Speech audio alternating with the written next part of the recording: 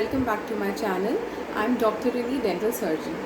तो आज हम बात करने वाले हैं इम्पैक्टेड टीथ के बारे में कि इम्पैक्टेड टीथ क्या होते हैं।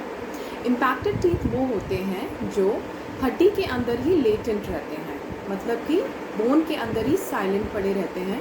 वो ओरल कैविटी में इरप्ट नहीं होते। ओरल कैविटी मतलब जहाँ हमारे दांत होते हैं वहाँ पे वो किसी कारण की वजह से इरप्ट नहीं हो पाते हैं, वो होते हैं इम्पैक्टेड टीथ।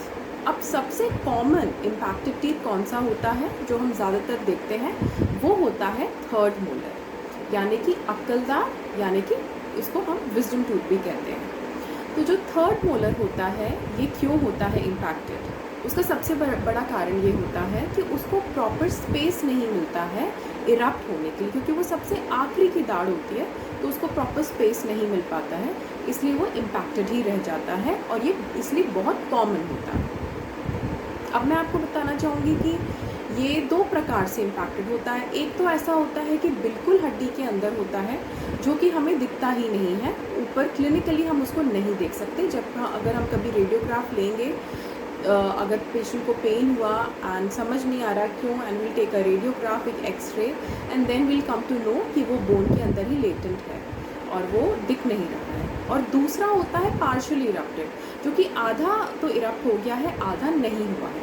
ये वाले जो होते हैं इम्पैक्टेड टीथ, ये ज़्यादा प्रॉब्लम क्रिएट करते हैं। इसलिए करते हैं क्योंकि पहली चीज़ तो ये है कि ये आगे का जो आपका दाढ़ होती है उस पर ये प्रेशर बनाते हैं, तो उसकी वजह से आगे वाली दाढ़ को भी ख़राब होने के चांसेस होते हैं।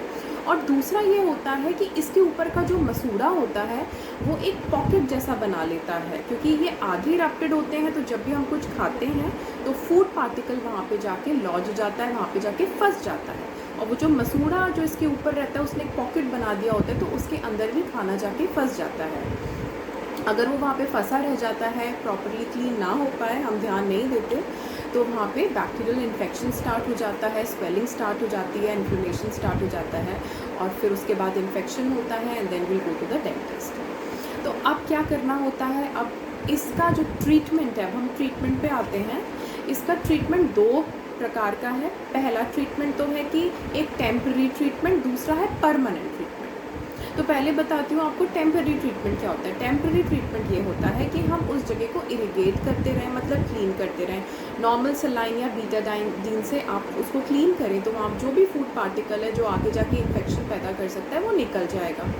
या फिर जो उसके ऊपर जो मसूड़ा होता है जो फूल जाता है बार बार इन्फेक्शन की वजह से, खाना फंसने की वजह से, उसको हम काट के निकाल देते हैं, उसको हम लोग ओपेक्यूलेक्टोमी बोलते हैं, वो निकाल देते हैं, तो वो वाली प्रॉब्लम ख़त्म हो जाती है। लेकिन ये एक टेम्पररी ट्रीटमेंट है। वो जो गम है, जो मसूड़े का पार्ट है, वो दोबारा ग्रो कर जाता है, दोबारा प्रॉब्लम स्टार्ट हो जाती है। और जो हम इरिगेट कर रहे हैं, जो हम क्लीन कर रहे हैं बीटाडीन या नॉर्मल सलाइन से, वो भी हमको बार बार करनी पड़ती, क्योंकि बार बार फूड वहाँ पे जाके फूड लॉजमेंट होगा, बार बार खाना वहाँ फंसेगा, तो प्रॉब्लम हो जाएगी। इसलिए ये एक टेम्पररी ट्रीटमेंट है।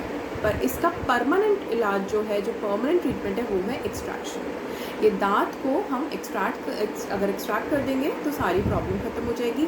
ये वाले दांत जो होते हैं सर्जिकली रिमूव होते हैं, नॉर्मल एक्सट्रैक्शंस नहीं हो पाता है, क्योंकि ये इम्पैक्टेड है, ये आधे हड्डी के अंदर है, आधे बाहर है, या पूरे ही हड्डी के अंदर है। तो ये जो डेंटल सर्जन्स हैं ये इनको निकालते हैं। थोड़ा सा सर्जिकल प्रोसीजर होता है, इनका सर्जिकल एक्सट्रैक्शन होता है, लेकिन इसमें भी कोई घबराने वाली बात नहीं होती, क्योंकि एक बहुत ही कॉमन सा डेंटल प्रोसीजर्स है इन द डेंटल क्लिनिक्स। ये बहुत कॉमन है, एंड इसमें क्योंकि इसको डेंटल सर्जन्स निकालते हैं तो they have the expertise in this work, so they do it very nicely and very precisely.